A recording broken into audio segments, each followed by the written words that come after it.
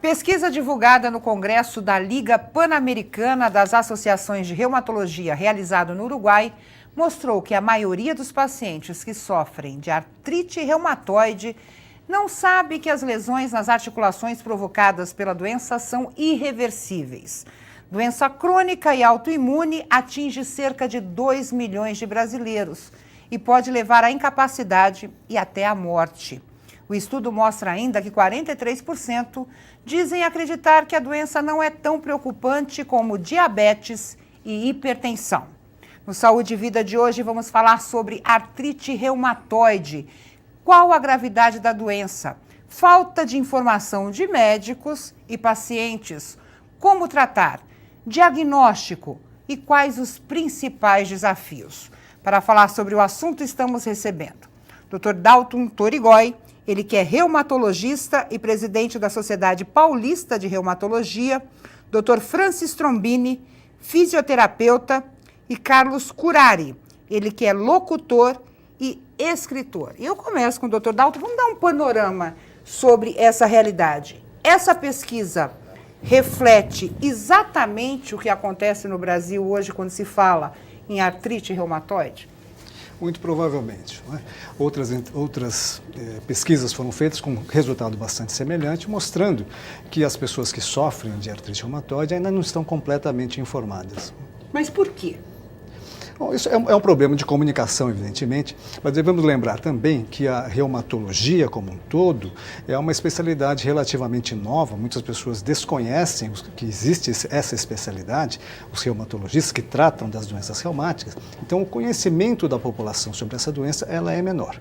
Some-se outro fato que complica um pouquinho é que são doenças relativamente menos comuns que as doenças que nós conhecemos, como pressão alta, como diabetes, como infarto. Então, com isso, somando-se esses fatores, as pessoas conhecem pouco sobre as doenças reumáticas. Agora, para a gente entender, né, doutor Dalton, o que é a artrite reumatoide? Bem, como você havia dito, é uma doença que afeta cerca de 2 milhões de pessoas aqui no Brasil. Isso significa que afeta cerca de 1% da população. Sim, quer dizer, aqui na cidade de São Paulo, nós teríamos aí 120 mil pessoas com artrite reumatoide, são 4 Pacaembus lotados de pacientes com artrite reumatoide. Então, é um número bastante grande e é uma doença potencialmente grave. Ela pode levar a pessoa a ter muitas deformidades ao longo dos anos. Evidentemente, a pessoa sente muita dor por causa da doença. E uma coisa que é menos conhecida é que os pacientes com artrite reumatoide, eles têm um risco maior de ter, por exemplo, infarto, ter o derrame, né, o AVC, o derrame, e inclusive alguns tipos de câncer, como o linfoma.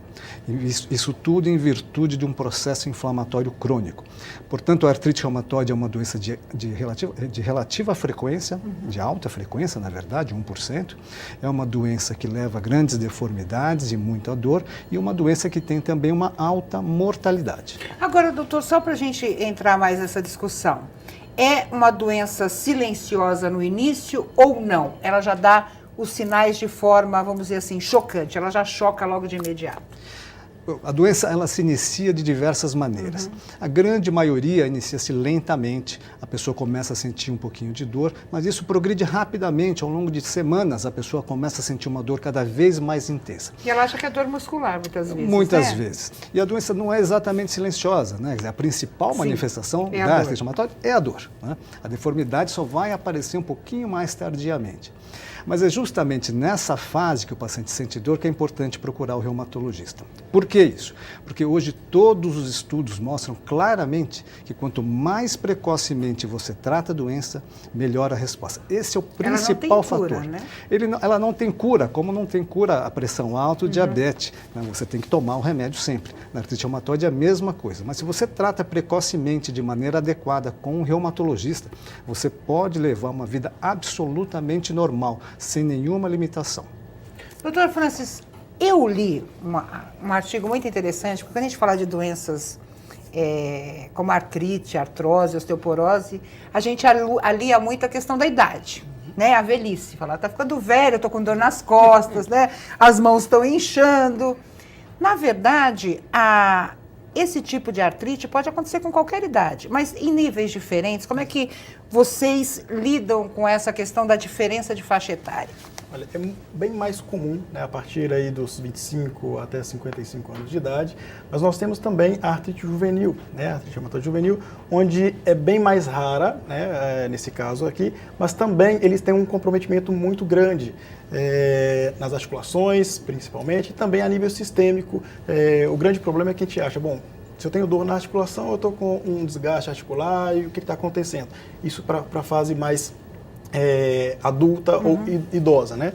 Agora, quando é criança, isso assusta um pouco e é quando eu tenho que entrar logo de imediato, não só com o tratamento farmacológico, mas também o não farmacológico. Por exemplo, alguma intervenção, uma órtese ou uma fisioterapia, para evitar essa progressão muito rápida da destruição articular. E o resultado na criança deve ser muito melhor, por exemplo, na fisioterapia. Sem dúvida.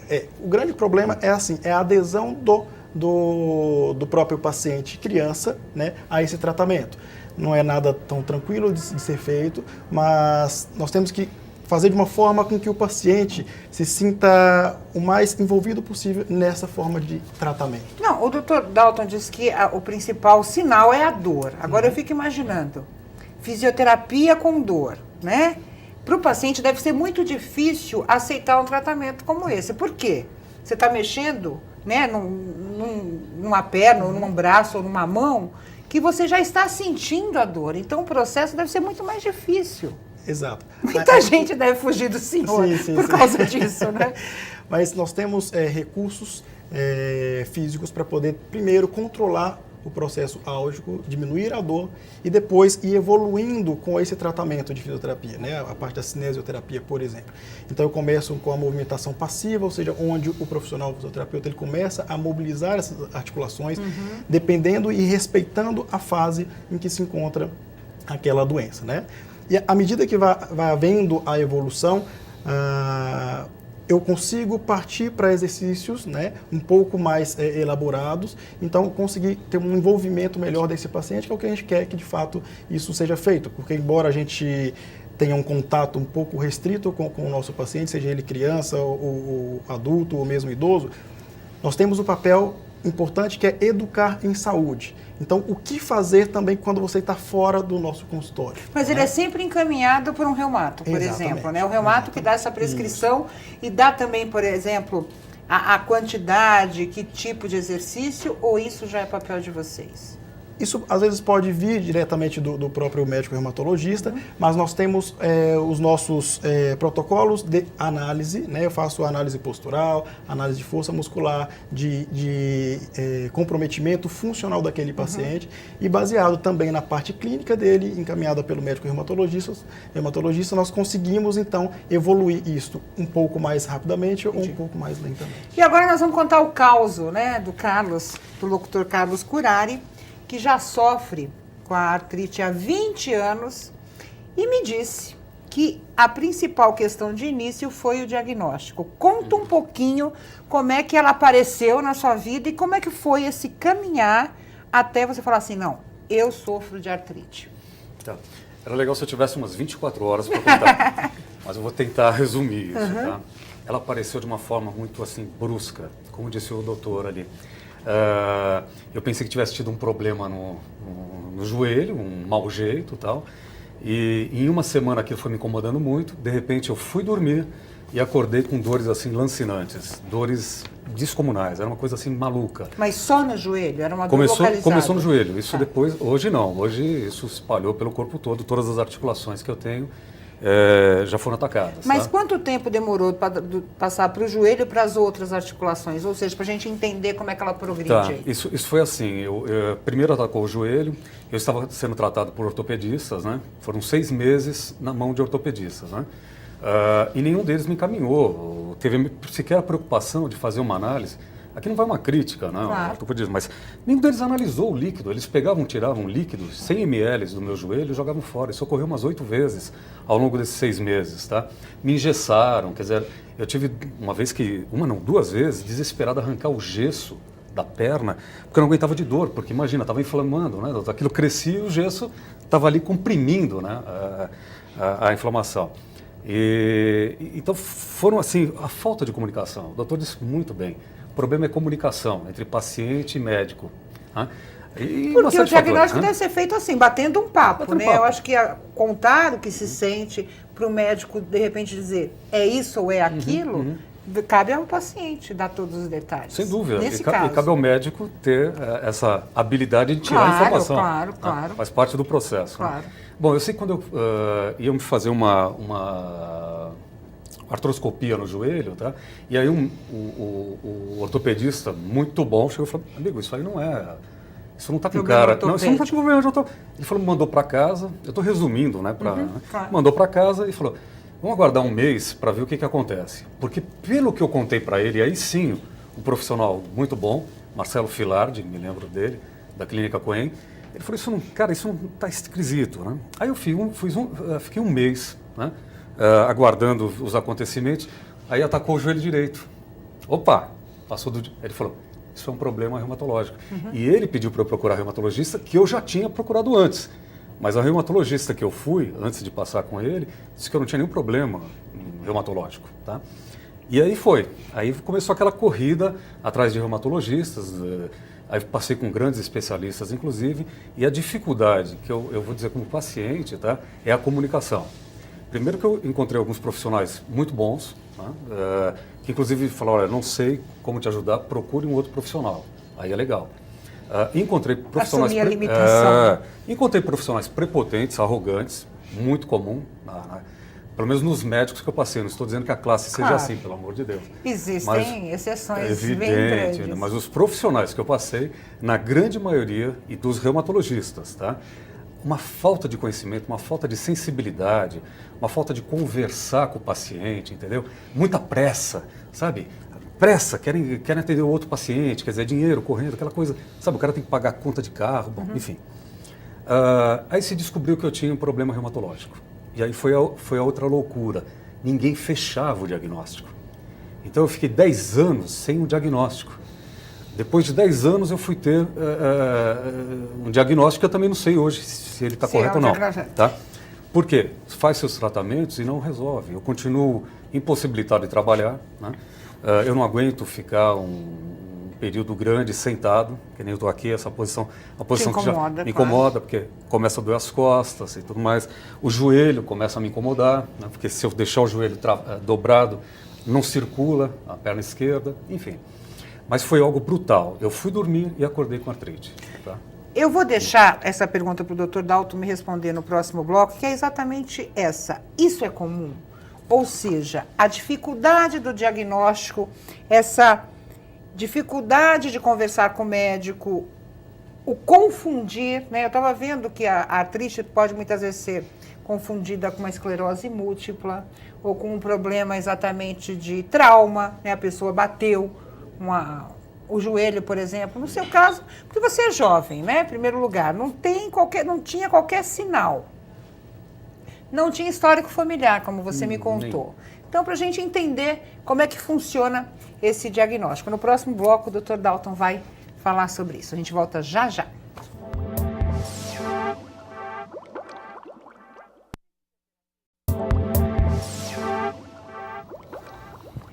Voltamos com Saúde e Vida, hoje falando sobre artrite reumatoide.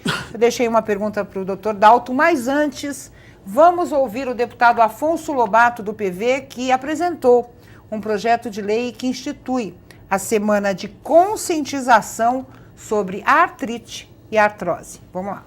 Nós colocamos esse projeto para chamar a atenção do Estado, dos governos, né, e chamar a atenção da população para que se discuta, se promova discussões, debates. É uma semana de conscientização, porque muitas das doenças nós podemos minimizar ou podemos até prevenir se houver conscientização. Então, o enfoque do projeto é exatamente na questão da prevenção. Quando a gente está discutindo aqui, sobretudo na Assembleia, nos projetos de lei, nós falamos de saúde, mas no fundo nós estamos falando da doença.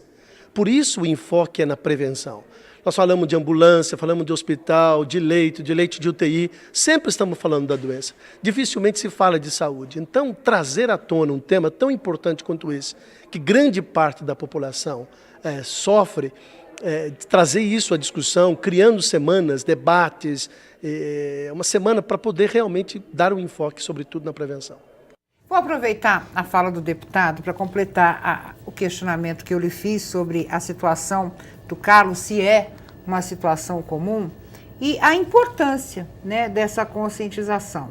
Como ele disse, a gente fala muito da doença, né? A gente nunca fala da saúde, né, quando se apresentam as propostas. A importância disso, né? E que mecanismos utilizar? Não adianta criar uma semana de prevenção se a gente não criar um mecanismo eficiente para conscientizar as pessoas. Perfeito. Eu acho que esse é um programa fundamental. As pessoas precisam conhecer mais, precisam entender a gravidade das doenças reumáticas, precisam entender que o tratamento precoce altera de uma forma profunda a evolução do paciente. Então, é muito importante programas de conscientização. E mesmo em relação à prevenção, por incrível que pareça, talvez seja possível prevenir doenças reumáticas. Então, acho que nós temos algumas coisas que é um pouco de senso comum. A pessoa que faz exercício regularmente, a pessoa que mantém seu peso, ele tem menor propensão a problemas ortopédicos e reumatológicos. Aquele que não fuma, né, doutor? Esse é outro detalhe que eu queria citar. Doenças como a artrite reumatoide, algumas doenças imunológicas, doenças autoimunes, em que o nosso organismo ataca o nosso próprio organismo, exemplo é a artrite reumatoide. Por incrível que pareça, o tabagismo é um fator de risco para a artrite reumatoide. As pessoas que fumam têm maior risco de artrite reumatoide. As pessoas que fumam tendem a ter uma artrite reumatoide mais grave. Então, uma parte importante na prevenção é justamente parar de fumar. Então, principalmente naquela pessoa que tem antecedentes familiares, tem na sua família pessoas com doenças autoimunes, com artrite reumatoide, etc., é extremamente importante que essa pessoa deixe de fumar. A pessoa que não fuma tem muito menor risco. Portanto, todo o programa de prevenção e de orientação e de educação sempre vai ser muito bem-vindo. Vamos falar do caso do Carlos, essa coisa do diagnóstico demorado, né? Esse tempo até que ele demorou para ter informação do que realmente ele tinha, agravou ainda mais a situação dele? Ou seja, não começar o tratamento direcionado, né, para a realidade dele, piorou o estado de saúde do Carlos? Não tem dúvida. Só para iniciar aqui a conversa em relação ao caso do Carlos, existem aí centenas de doenças reumáticas. Né? Então, são muitas doenças reumáticas. Algumas são bastante simples de se diagnosticar. Por exemplo? Por exemplo, a artrite reumatoide. Por exemplo, a artrose, né, que a gente conhece, que são uma doença bastante comum. Então, algumas doenças são mais simples de diagnosticar. Muitas outras são bem complexas de se diagnosticar. E temos que levar em conta que as doenças reumáticas têm uma coisa em comum. Ambas, ou todas, se manifestam com dores nas articulações. Portanto, às vezes acontece uma confusão e às vezes acontece alguma dificuldade diagnóstica, principalmente naquelas pessoas que não têm muita alteração nos exames, por exemplo. Então, o diagnóstico é exclusivamente clínico, ou seja, conversando e examinando. Por Esses ele ser casos são um pouco jovem, mais isso difíceis. também dificulta mais? Porque se ele teve a doença há 20 Aos 34 anos... anos. Então, a juventude dele também dificulta esse diagnóstico?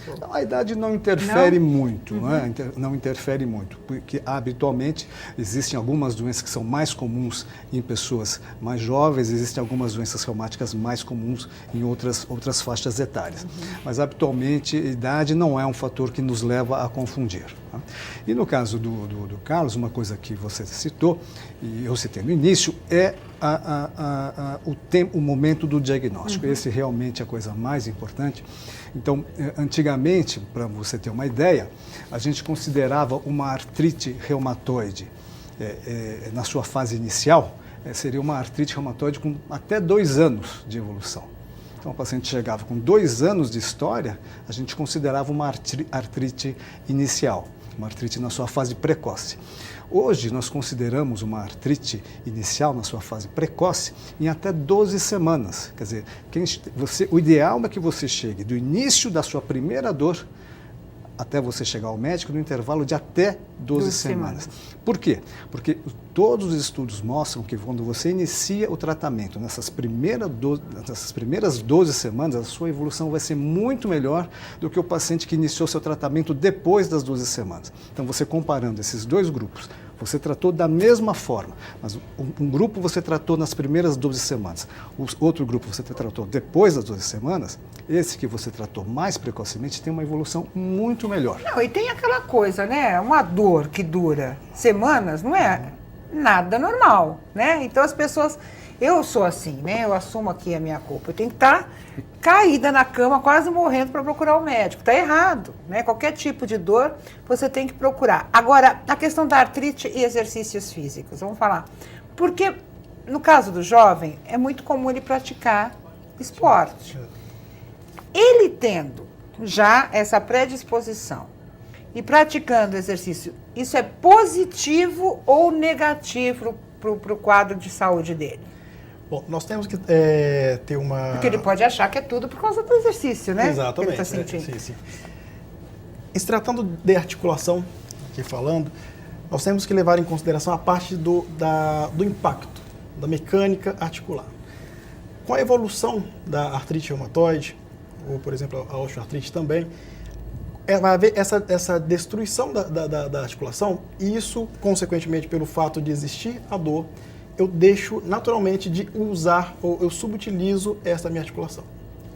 Então, entra num ciclo vicioso. Eu tenho dor, eu perco função, deixo de usar, enfraqueço a musculatura e assim vai cada vez mais. Então, nós temos que pesar em que fase está essa doença, se na fase de recidiva ou remissão dos meus sintomas, para então dosar a intensidade, porque embora a gente saiba que isso seja uma patologia, uma doença que vai haver uma destruição da cartilagem, eu já penso logo em seguida, bom, se está destruindo a minha cartilagem, eu vou parar de usar.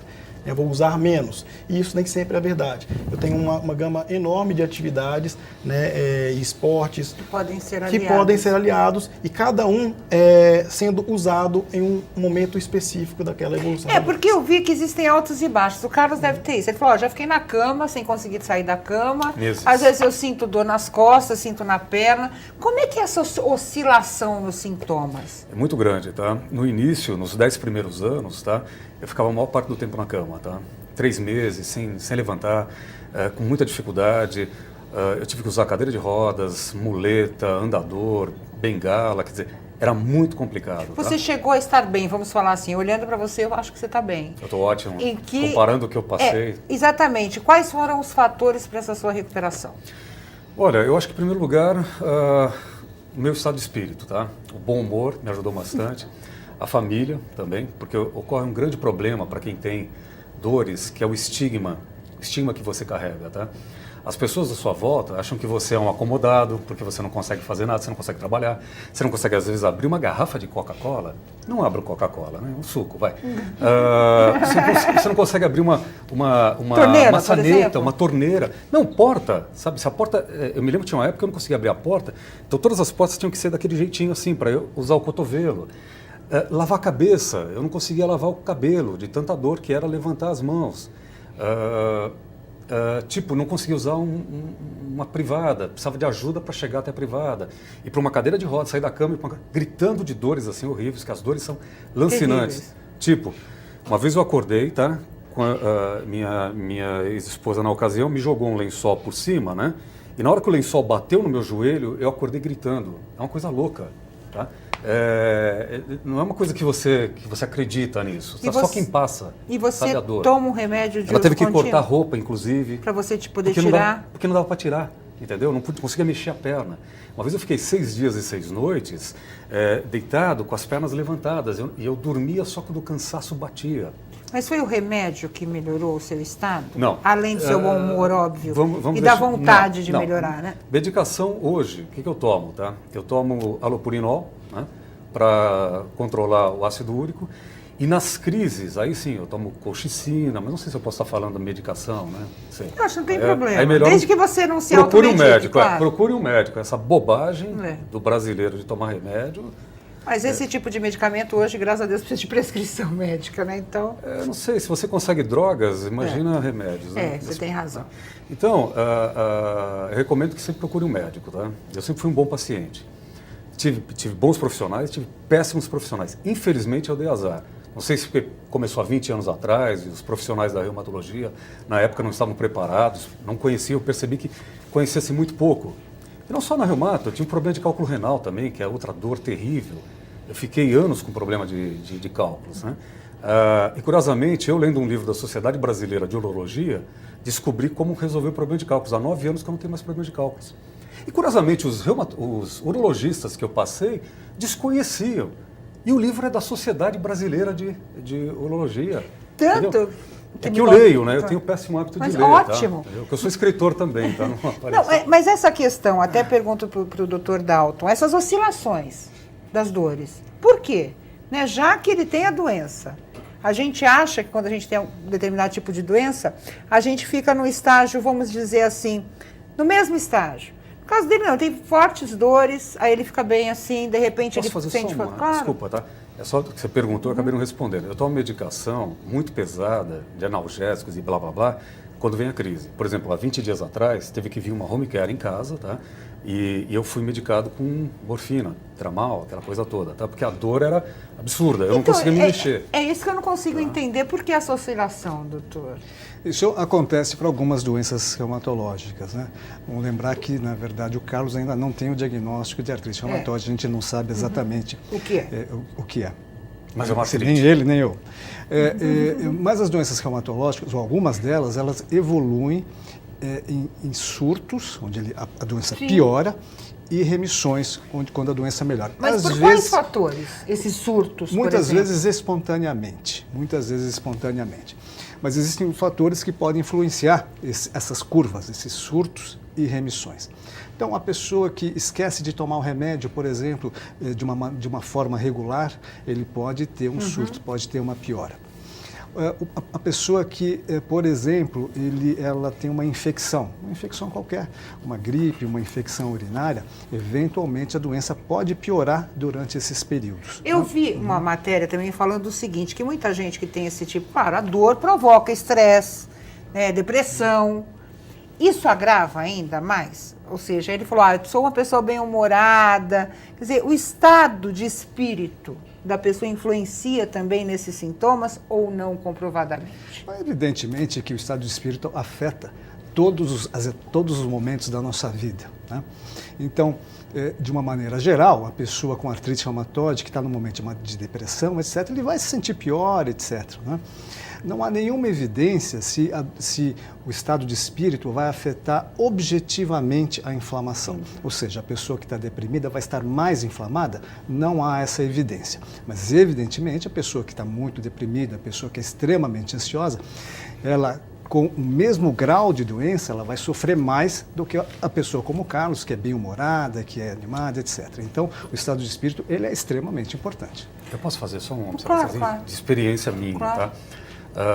Eu sempre tentei descobrir ao longo desses 20 anos qual era o gatilho, quer dizer, o que faz a artrite vir com mais força ou não, porque eu tenho dores diárias.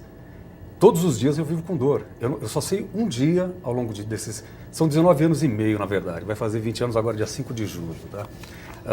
Mas eu só me lembro de um dia, ao longo desses quase 20 anos, que eu não tive dor. Que eu passei um dia, inclusive eu achei que eu estava curado. Eu me lembro que eu parecia uma criança, né?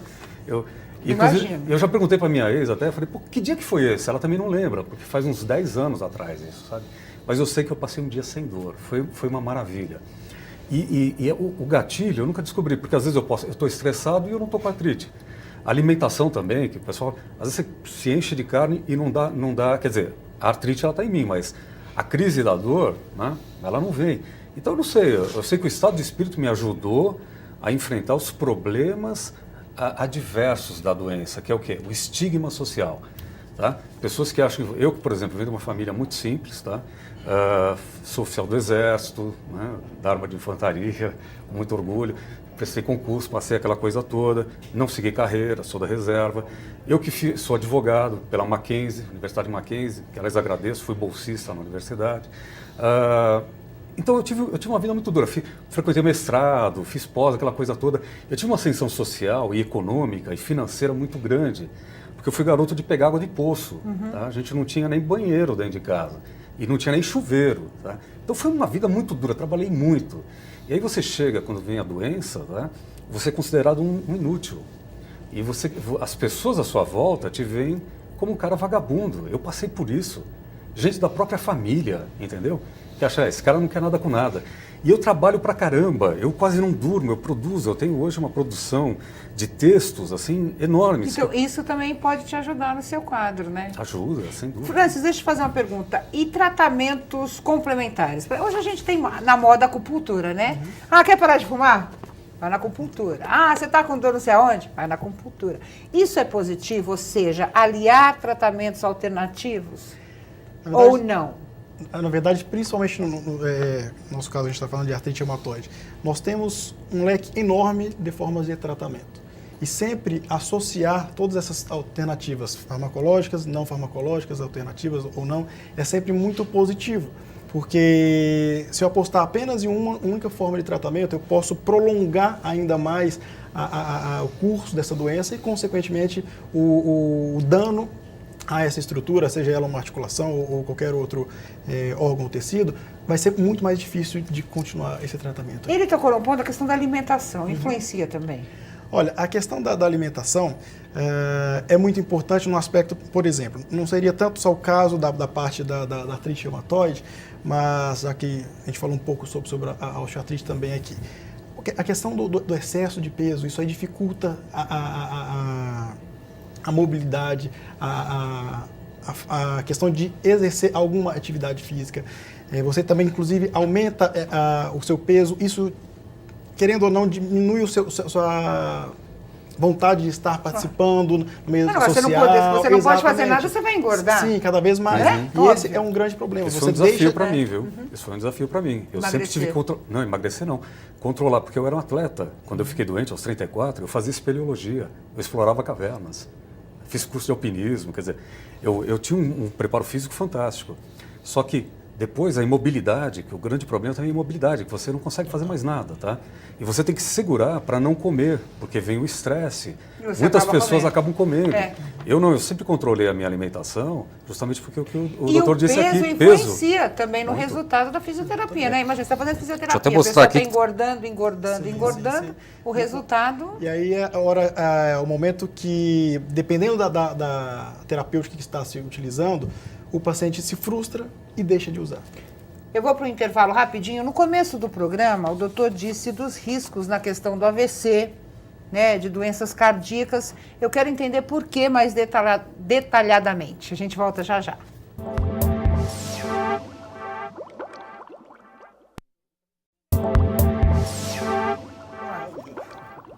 Voltamos com Saúde e Vida, falando sobre artrite reumatoide. Eu vou bombardear um pouquinho o Dr. Dalton primeiro. O senhor falou sobre a questão do AVC e dos problemas cardíacos. Por que essa, vamos dizer assim, mais facilidade? O Carlos até assustado, falou, doutor, eu quero saber também, porque eu estou começando a ficar preocupado. Certo. Bom, primeiro vamos explicar, então, em que contexto isso acontece. Nós temos que lembrar que as doenças... o infarto, o derrame, né, elas não são simplesmente obstruções das artérias que levam a isso. Elas são doenças inflamatórias. Né? Então, a aterosclerose é um processo inflamatório da parede dos vasos, da parede das artérias. Né? São aquelas que conduzem o sangue para os órgãos. Então, é um processo inflamatório. A artrite reumatoide e outras doenças reumáticas, lúpus, por exemplo, são doenças inflamatórias também. E ambas as doenças, a aterosclerose, ou seja, a doença que leva ao infarto, que leva ao AVC, a artrite reumatoide, o lúpus, elas compartilham os mesmos mecanismos inflamatórios. Então, uma pessoa que tem um processo inflamatório crônico intenso, exemplo, a artrite reumatoide, ela tem também um processo de aterosclerose, de entupimento das artérias mais rápido. Então, habitualmente, os pacientes com artrite reumatoide, principalmente aqueles mais graves, isso serve também para lúpus e para outras doenças reumáticas, na qual exista um processo inflamatório intenso, essas pessoas têm maior chance de ter infarto, de ter AVCs, que são os derrames, as doenças arteriais de uma maneira geral. Mas isso, Carlos, pode prevenir? É possível prevenir. Então, é possível. Da mesma maneira que quem tem diabetes, por exemplo, que é um grande risco de você ter infarto, né? Quem tem diabetes, ele automaticamente, você institui medidas de prevenção de infarto e derrame. E na artrite reumatoide, a grande maioria dos pacientes também deve receber um tratamento para prevenir infartos. Então, talvez tomar aspirina em doses baixas, tomar aqueles remédios que diminuem o colesterol. Porque muitos medicamentos têm efeitos colaterais, o que acabam, né, esses medicamentos acabam provocando outras coisas. Existem também doenças oportunistas quando a gente fala em artrite reumatoide, doutor Dalto? Existe. As doenças oportunistas seriam aqueles pacientes que têm uma imunidade mais baixa, então agentes aproveitam essa oportunidade e vão criar uma infecção, né? Então, nas doenças reumatológicas, elas por si só, elas já aumentam o risco de infecção. Então, pessoas com doenças reumáticas tendem a ter mais infecções. Soma-se a isso o tratamento dessas doenças. Muitas vezes nós utilizamos medicamentos que diminuem a resistência.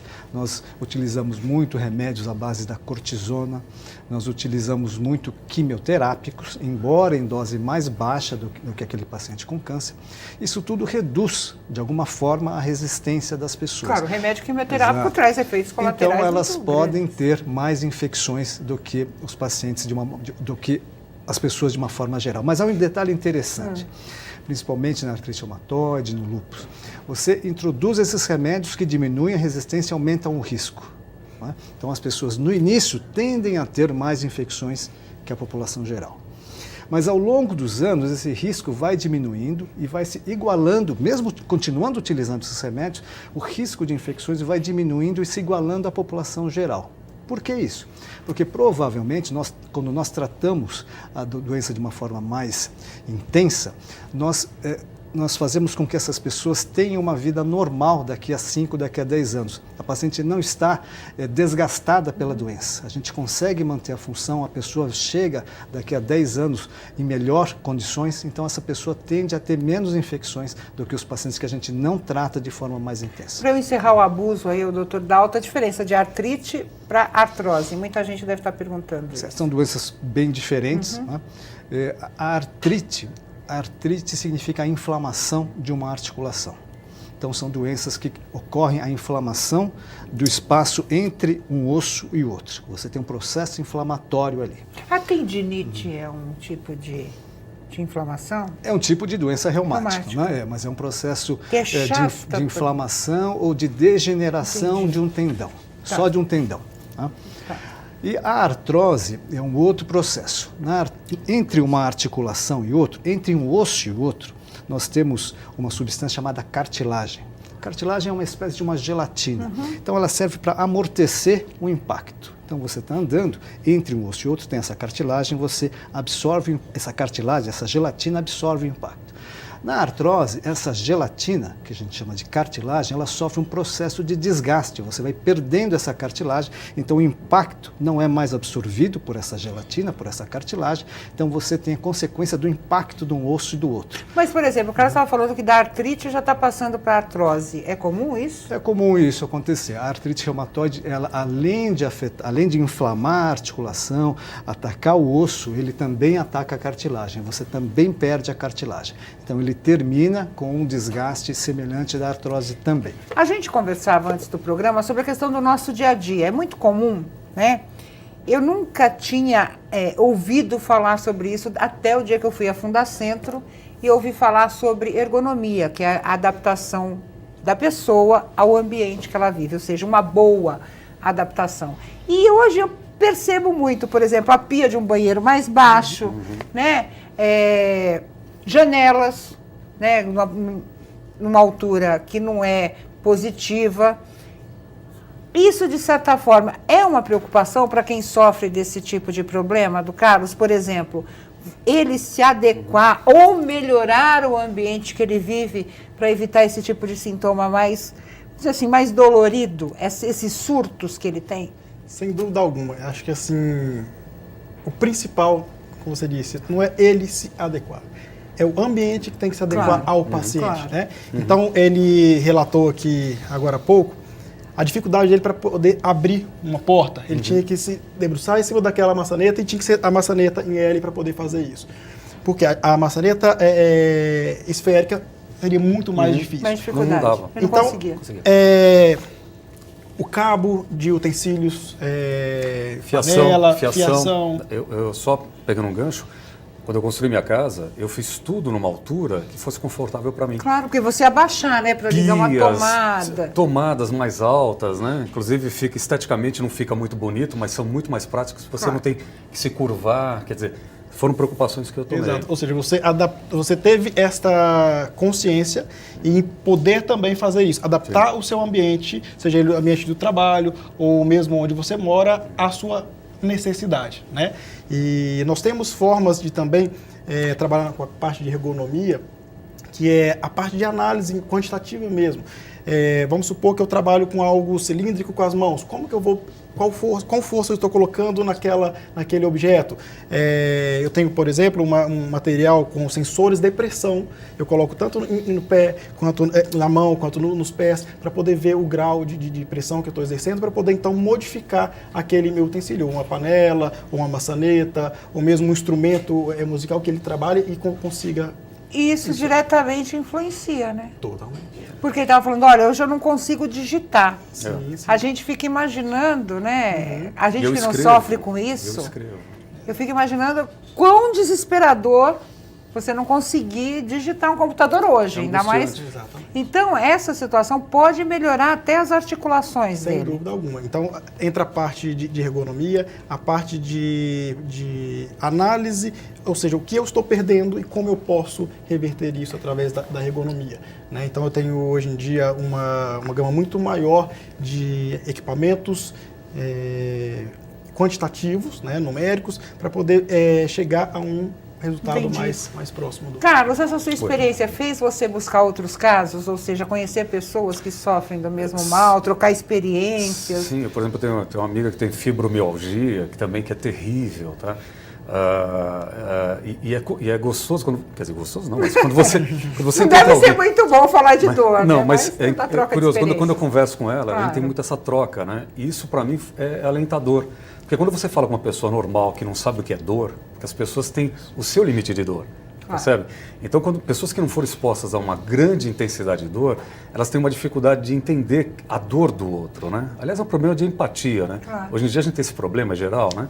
Aliás, não querendo ser desagradável com a classe médica, por favor, eu só falo com os que eu passei, tá?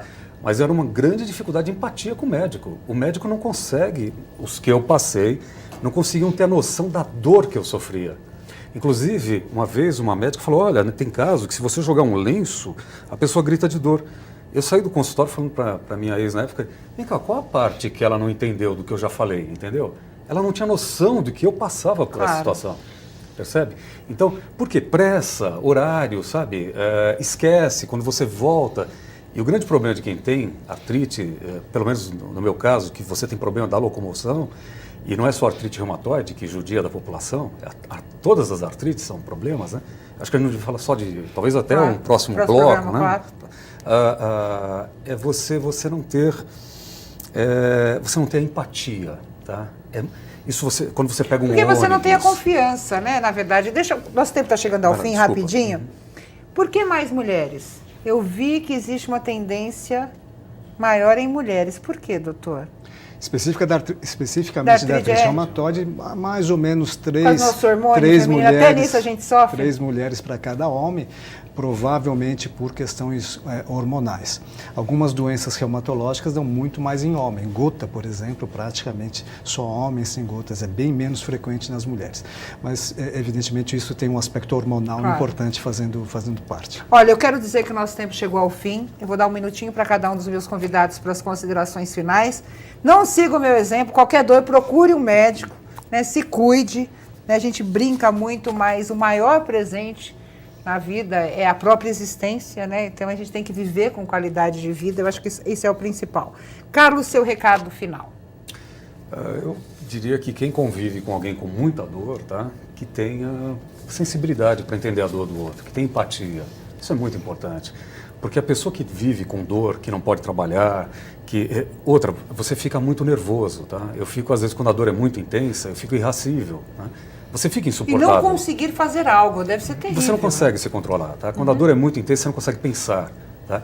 Inclusive, eu como escrevo, diz que quem tem dor escreve bem, né? Não é verdade. Só quem tem dor afetiva, quem tem dor física não consegue fazer nada, não consegue escrever, não consegue pensar, não consegue se comunicar. Então, quem convive com pessoas que têm dor, tem um pouquinho de empatia, tem um pouquinho de sensibilidade, tá? É só o que eu peço. Então, ele falou de escrever, ele tem um blog, gente, que ele fala de amor, fala, né, de sentimentos, de relações, faz reflexões, então a gente vai ver, né, que ele está conseguindo escrever e escrever bem. Dr. Francis, também muito obrigada, seu recado final. Ok. Uma coisa que o Carlos acabou de falar aqui, nós levantamos a questão da parte de membros superiores, de mão, como eu consigo adaptar um utensílio, uma maçaneta. Ele falou a questão da dificuldade em locomoção. Né? Embora que a gente mais consiga ver a parte superior, mãos e punhos, os pés também eles são muito acometidos com isso. Né? Então nós podemos, por exemplo, fazer o uso, uma avaliação e o uso de uma palmilha ortopédica especial para redistribuir essas pressões. Para o impacto, né? Você usa. Eu uso o tênis que eu uso, inclusive, eu tinha muito problema com as costas e com aqui no tornozelo. E eu passei a usar um tênis especial justamente por causa disso. Nossa, eu não conseguia ficar muito tempo. Porque a gente fala mais da coisa visível, sim, né? A gente até falou assim, por que a gente fala tanto das mãos? Porque a gente vê muito, aqui, né? Bem próximo, as deformidades, deformações. O pé está dentro do meu sapato, mas é muito complicado essa perda de locomoção. Então, a gente tem formas, por exemplo, super simples, que seria o uso de palmilhas ortopédicas especiais. Eu quero agradecer também ao Dr. Dalton. Muito obrigada. O seu recado final. Bom, eu gostaria de enfatizar a necessidade do diagnóstico precoce das doenças reumáticas em geral, não somente artrite reumatoide, mas qualquer doença reumática. Hoje, praticamente todas as doenças reumáticas, se tratadas no período certo, a pessoa tem uma vida absolutamente normal. Não é que ele vive com limitações ou um pouco melhor. É uma pessoa que vai ter uma vida absolutamente normal, como eu e você que não temos doença reumática. O tratamento precoce, o correto, o precoce, também faz com que essa pessoa tenha uma melhor qualidade de vida e tenha maior sobrevida também.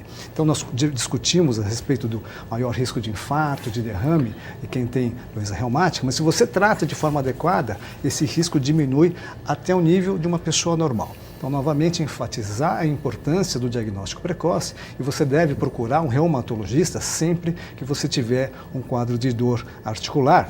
Talvez os traumas seja realmente o terreno do ortopedista, todas as outras dores, existe uma grande chance disso ser uma doença reumática e o reumatologista pode diagnosticar e tratar adequadamente. Eu quero mais uma vez agradecer meus convidados, Carlos, Dr. Francis, Obrigado. Dr. Dalton. Obrigado. Quero agradecer a você.